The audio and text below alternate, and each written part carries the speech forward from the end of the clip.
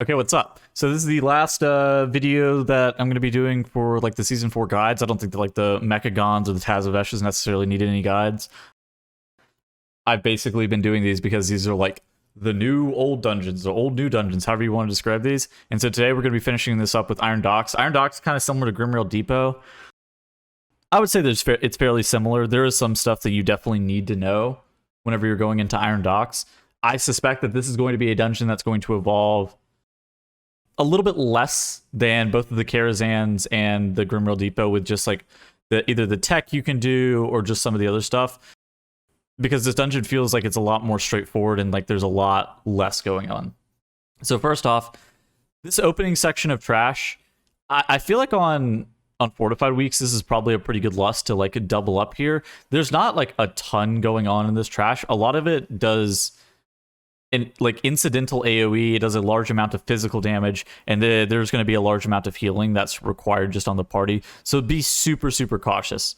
Beyond this, so one of the biggest things is, okay, so the mini boss shrouded mob is over here. It's really dangerous to do with this trash pack. And the reason because of how much incidental damage, like I was talking about earlier, comes with this pull. So maybe this would even be like a good lust. You pull this plus this and you lust it all. I think that could be potentially a good option. What I have seen some groups do is they transform this mob into the mini boss, and then they like either feign death it off or shadow meld it off or whatever. And then it's like not, and then they'll pull like the other trash away from it, and then it's no longer tethered to the trash pack. So I've seen groups do that kind of stuff as well. It just kind of depends on what you're looking to do. I think that overall though, this pack is very dangerous with Zul'Gamuks, and we pull it with all of this trash right after we popped all of our cooldowns on the first pull. I would highly recommend not doing this, but it is definitely something that is, it's definitely a part of this dungeon. So one of the things that you absolutely need to know about the first area is, I would say you're kind of trying to look for as many of the shrouded buffs as possible. I think that like early acquisition of these shrouded buffs, like pulling this technician right here, there's a different technician with a shrouded buff that's like right over here and to the left. I think that trying to get as many stacks of this shrouded buff right here is going to be to your benefit in the long haul in this dungeon.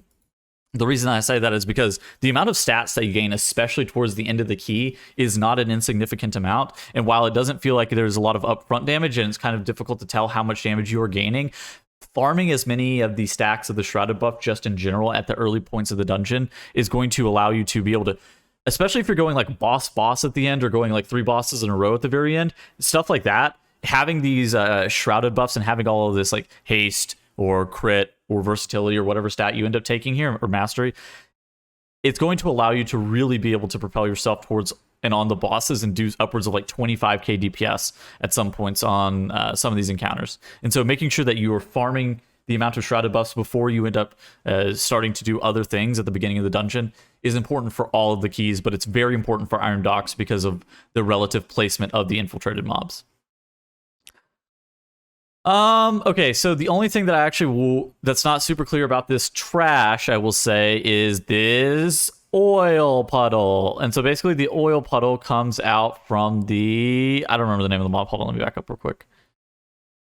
It comes out from this mob. What is the name of this thing? Hold on, I'm busy spinning my camera as I got gripped into a sleep cloud.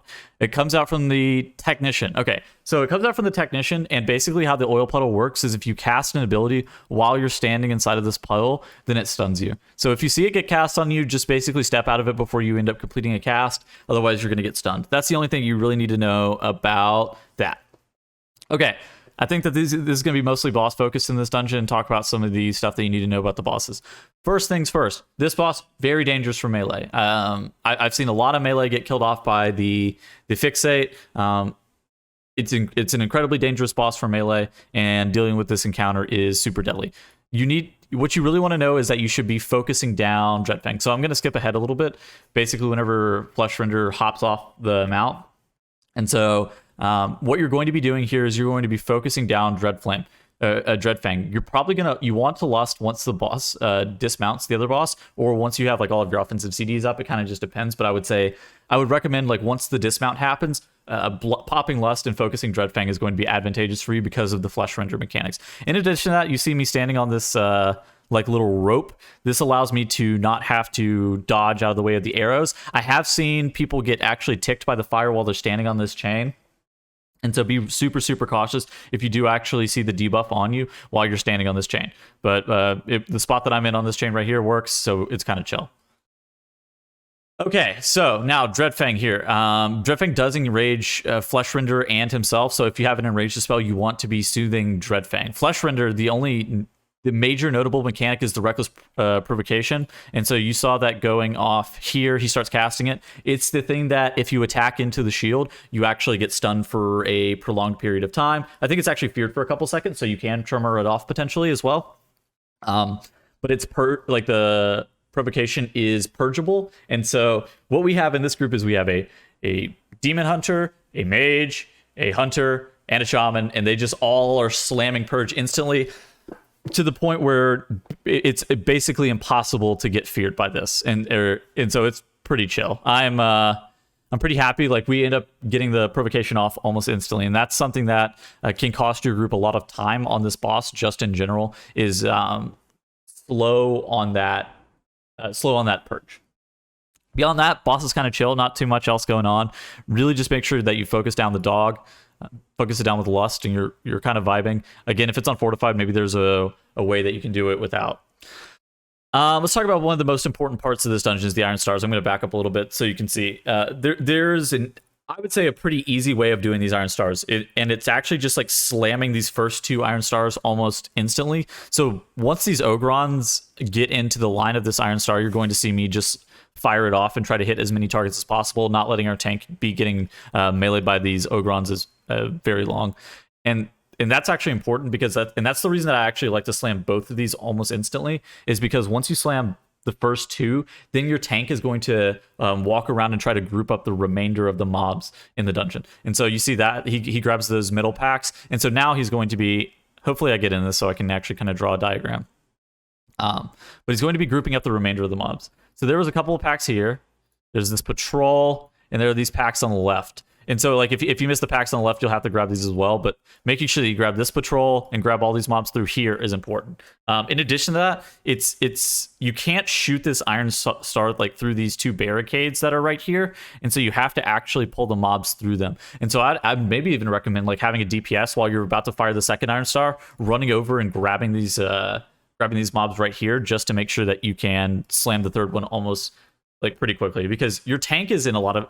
Okay, we have a Demon Hunter tank, so it's really easy, but say you're playing with like a Blood Decay or something like that, if they have all of these packs grouped up, it's super, super deadly. And so you see right here, our DH is doing all of the grouping on the mobs. We even have like a mage Frost Novaing them and getting everything kind of stacked up. And so then once I see the mobs are through the barricade, or at least they'll be through the barricade once the Iron Star hits them, I just slam it instantly straight into all of the mobs. And from here, we're at 57%. There are routes that skip a lot of trash at the very end of the dungeon. I'm going to keep it a stack. I kind of prefer those routes. I would prefer to play more at the beginning and play less late. But if you're looking around at 55%, you should be... the 55% range, you should be really, really good on count. Just coming out of these Iron Star phase. Only notable thing here, and I think it's probably pretty clear just whenever you're going through the dungeon, is make sure that you... Oh, well, looks like we had some deaths.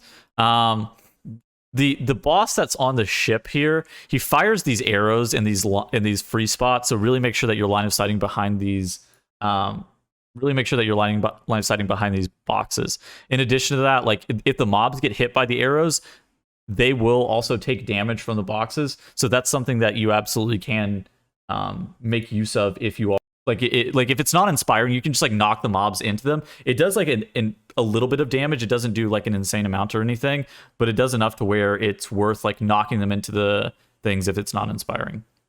Okay, so next thing, we have this boss. I think that this boss is something that it's actually pretty easy.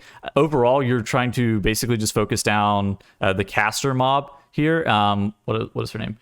Ariok. And so Ariok does a Blood Bolt, but the most important mechanic that is on Ariok is the shield mechanic.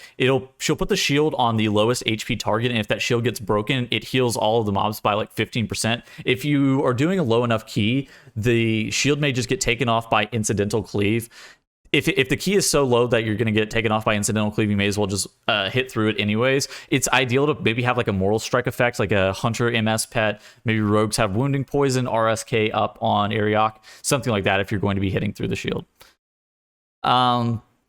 Aside from that, there's not too much else going on this fight in regards to like tech or any mechanics that you can be doing, at least that I'm aware of at this current time. So we're going to kind of skip past this. Okay, we're going to pause this for a second. I read about this after the fact. Apparently, if you go through here and mind soothe a bunch of these mobs, you only have to pull the first pack with like this bloodhorn and stuff, and then you can mind soothe through all of the remainder of the trash here. It just takes a kind of like finagling, but with mind soothe, their aggro radius is not even that large, and like a lot of the ways that you think you would actually pull the pack, you can actually just walk by it if you play around with Mind Soothe a little bit. That's some tech that you can use. I actually really prefer skipping the trash here, and so that's something that you could potentially use in your own runs. I just wanted to bring this back, and we can finish up with the video that I had recorded previously. This trash, pretty simple. Make sure that you dodge out of the way of the bullhorn. Beyond that, again, there's not too much going on with like the Wranglers and the Rylax. It does a large amount, like this trash does a large amount of tank damage, so your tank needs to be super scared. But in regards to like party-wide stuff or any tech or anything that's going on here, it's not too like dangerous or complicated. Let's talk about Oshir. So Oshir, this fight is pretty obnoxious. So there's a couple of things you need to know.